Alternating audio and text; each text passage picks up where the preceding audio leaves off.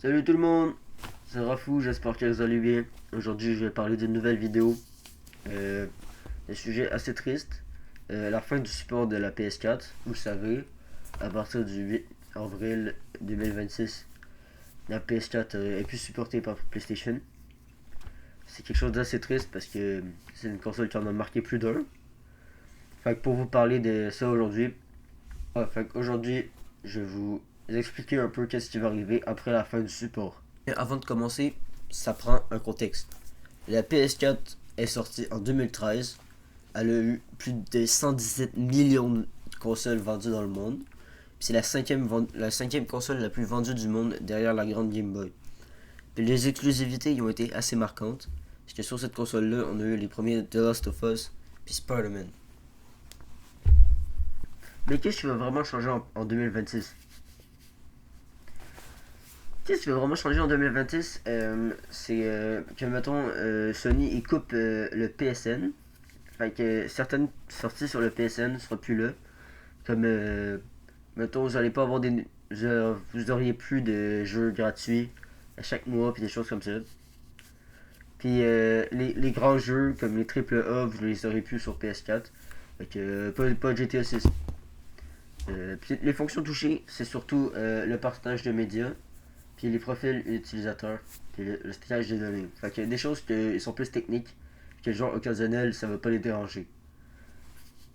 Mais attention, ça veut pas dire que vous aurez plus jamais la chance de jouer. Les jeux que vous possédez déjà en physique, comme mettons une boîte, ou les jeux que vous avez déjà installés, ça c'est correct, vous allez les avoir encore pour longtemps.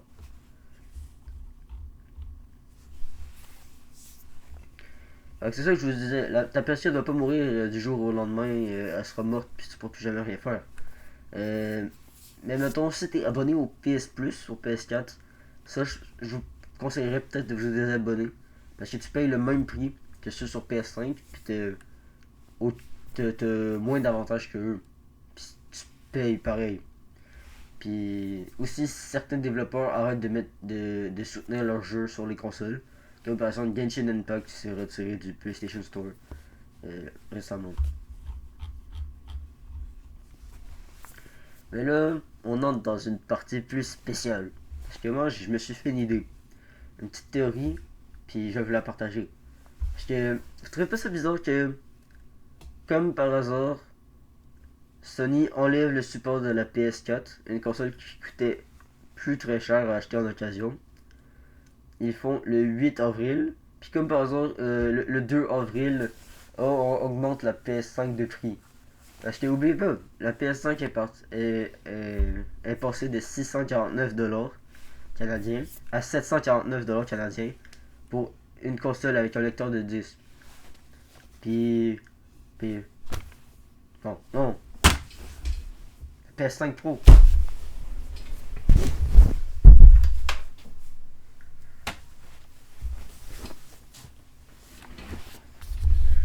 La PS5 Pro elle coûte 1099$. Mais PlayStation,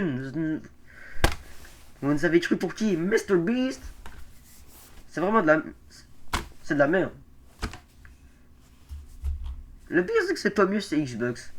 829$ chez Walmart. Non, gros, Xbox. C'est de la merde.